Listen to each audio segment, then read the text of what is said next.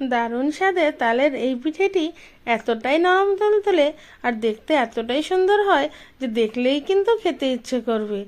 আর তালের এই পিঠেটি এতটাই নরম তুলতুলে যে একটা খেলে কিন্তু মন ভরবে না, একসাথে কয়েকটা খেতে ইচ্ছে করবে। আর পিঠেটি দেখতে যেমন সুন্দর, খেতেও কিন্তু তেমনই দারুণ লাগে, মুখে দিলেই একদম মিলিয়ে যাবে। আর খুব সামান্য কিছু উপকরণে এই পিঠেটি চটজলদি কিন্তু আপনারা বাড়িতে বানিয়ে নিতে পারবেন। Hello everyone, welcome back to my channel Poppy's cooking and blog. আশা করি আপনারা সবাই ভালো আছেন, সুস্থ আছেন। আর আজকে আমি আপনাদের জন্য নিয়ে এসেছি তালের দারুণ রেসিপি তাল কদম। আর এই তাল কদমটি আমি কিভাবে বানিয়েছি সেটি আজকে আপনাদের সাথে শেয়ার করব। তবে আপনারা যদি আমার চ্যানেলে নতুন দর্শক হন তাহলে আমার চ্যানেলটিকে সাবস্ক্রাইব করে আমার এই ভিডিওতে লাইক, কমেন্ট অ্যান্ড শেয়ার করে আমার পাশে থাকার অনুরোধ রইল। চলুন তাহলে দেখা যাক। এখানে আমি একটু তাল নিয়ে নিয়েছি। দেখুন তালটা ভিতরটা কতটা সুন্দর, আর তালের কালারটা যখন এতটা সুন্দর হবে তখন ভাববেন তালটা খেতেও কিন্তু দারুণ হবে। এখন তালটাকে খুব ভালোভাবে ছাড়িয়ে নিয়েছি। এখন একটু জল দিয়ে তালের আটিগুলোকে একটু আমি ভিজিয়ে রাখবো। এরকম একটু জলের মধ্যে ভিজানো থাকলে তালটা একটু নরম হয়ে যাবে, তো তখন তালের পাল্প বার করতে অনেকটাই সুবিধা হবে।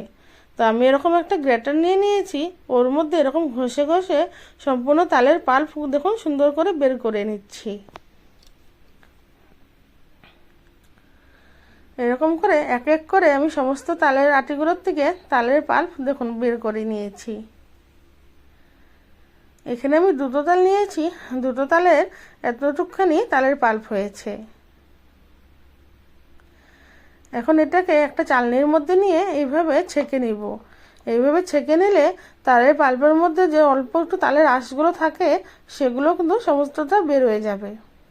দেখুন এই তালের পাল্পের মধ্যে যে তালের আঁশগুলো ছিল সব এই ছাঁকনিটাতে বের হয়ে এসছে। তো এখন এই তালটাকে আমি একটা সুতির কাপড়ের মধ্যে নিয়ে কিছুক্ষণের জন্য ঝরা দিয়ে রাখবো।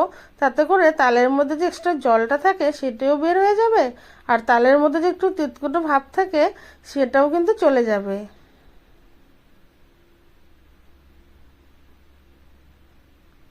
তালের কালারটা কত সুন্দর বলুন, আমার কাছে তো এই কালারটা ভীষণ ভালো লাগে।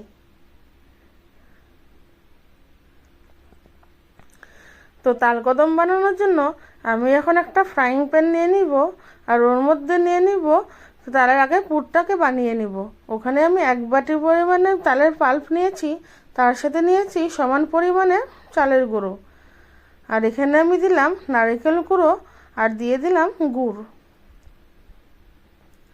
তবে আপনারা এখানে গুড় না দিলে চিনিও ব্যবহার করতে পারেন। তবে গুড় দিলে ভিতরে কালারটা অনেকটা সুন্দর আসে, সেটা দেখতেও কিন্তু অনেকটা ভালো লাগে। তো গুড় দিয়ে নারকেলের লাড়ু আমরা যেরকম বানাই ঠিক একইভাবে এই নারকেলটাও একটু ভাজা ভাজা করে নিব। আর দিয়ে দিলাম 1 কাপ ঘন দুধ। এখন সমস্ত কিছুকে ভালোভাবে মিশিয়ে নিয়ে নারকেলটাকে একটু ভালো করে রান্না করে নেব।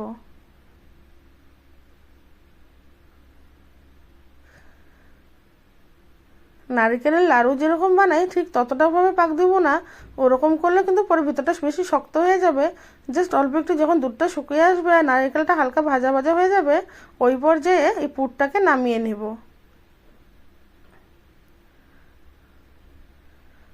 আমার এই পিঠের ভিতরে পুরটা রেডি হয়ে গিয়েছে। এখন আবার এই ফ্রাইং প্যানের মধ্যে নিয়ে নিলাম 1 বাটি তালের পাল্প, আর এর মধ্যে দিয়ে দিব এই যেতটুকু তালের পাল্প নিয়েছি সেই বাটি করেই 1 বাটির মতো জল। প্রথমে অল্প জল দিয়ে তালটাকে ভালো করে মিলিয়ে নেব। আমি এখানে ঘন তালের পাল্প নিয়েছি সেই জন্য জল ব্যবহার করেছি। তো আপনারা যদি পাতলা তালের পাল্প নেন তাহলে কিন্তু জল ব্যবহার করার কোনো প্রয়োজন নেই। আবার একটু জল দিয়ে ভালো করে তালটাকে মিশিয়ে নেব।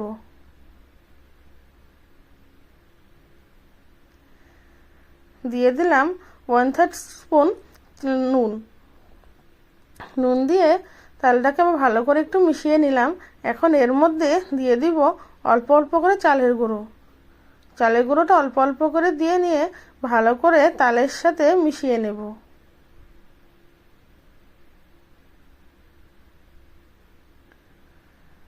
দেখুন এরকম করে অল্প অল্প করে দিয়ে তালের পাল্পের সাথে ভালো করে চালের গুঁড়াটাকে মিশিয়ে নিয়ে একটা ডো বানিয়ে নেব। ডোটাকে খুব বেশি শক্ত করব না, তো একটু নরম থাকতে ডোটাকে নামিয়ে নেব। পিঠেগুলোকে স্টিম করার জন্য আমি এরকম একটা চালনি নিয়ে নিয়েছি। এটা আমি রাইস কুকারের উপরে যে একটা স্টিম করার জন্য চালনিগুলো থাকে সেটাকে নিয়ে নিয়েছি। এখন হাতের মধ্যে অল্প ডো নিয়ে এরকমভাবে চ্যাপটা করে ভিতরে নারকেল পুরটাকে দিয়ে এইভাবে চেপে চেপে মুখটাকে বন্ধ করে নিয়ে হাতের সাহায্যে একটু গোল গোল করে নেব। তারপরে ওটাকে আমি বাসমতি চালকে ভিজিয়ে জল ঝরিয়ে রেখে দিয়েছিলাম। এখন একটা করে এরকম হাতে গুল্লি নিয়ে এরকম চালের মধ্যে নিয়ে এইভাবে গোল গোল করে ঘুরিয়ে নিলেই চালটা দেখবেন এই পিঠেটার মধ্যে লেগে যাচ্ছে। ওরকম করে এক এক করে সমস্ত পিঠেগুলো বানিয়ে নিব। আবারও হাতের মধ্যে ডো নিয়ে নিলাম, নিয়ে ভিতরে এরকম পুর ভরে হাতের সাহায্যে এরকম গোল গোল করে চালের মধ্যে নিয়ে ভালোভাবে চালটাকে কোট করে দিব। চালটাকে খুব ভালো করে ভিজিয়ে নেবেন, তাহলে দেখবেন চালটা খুব ভালোভাবে লেগে গিয়েছে। আর এই ডোটাও কিন্তু বেশি নরম শক্ত করবেন না, তাহলে দেখবেন চালটা খুব ভালোভাবে লেগে যাবে। ঠিক এইভাবে ঘুরিয়ে ঘুরিয়ে বলের মধ্যে চালটাকে খুব ভালো করে লাগিয়ে নিয়ে এক এক করে সমস্ত পিঠাগুলোকে বানিয়ে নেব।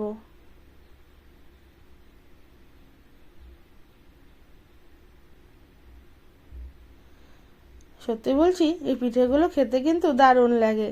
দেখুন এখানে আমি এক এক করে 7-8টার মতো বানিয়ে নিয়েছি। এখন আমি এগুলোকে স্টিম করে নিব। তো আমি এখানে এটাকে রাইস কুকারে করছি, তবে আপনারা চাইলে কিন্তু নর্মাল কড়াইতে বা একটা সসপ্যানের মধ্যেও করতে পারেন। তো 10 মিনিটের মতো ভাপিয়ে নিলেই কিন্তু আমাদের এই পিঠেগুলো রেডি হয়ে যাবে। দেখুন 10 মিনিট হয়ে গিয়েছে, পিঠেগুলো কত সুন্দর লাগছে, মনে হচ্ছে একদম গাছের ফুল ফুটে আছে, একদম কদম ফুলের মতো দেখতে লাগছে। আর এই তাল কদমটা কিন্তু খেতে কিন্তু দারুণ লাগে। দেখুন কতটা নরম তুলতুলে, একদম মুখে দিলে মিলিয়ে যাবে। তা আমার এই রেসিপিটি যদি ভালো লাগে অবশ্যই কিন্তু একবার বাড়িতে বানিয়ে দেখবেন, আর বানানোর পর খেতে কেমন হয়েছে সেটিও কিন্তু আমাকে কমেন্ট করে জানাবেন। তা আমার এই ভিডিওটি দেখার জন্য আপনাদেরকে অসংখ্য ধন্যবাদ।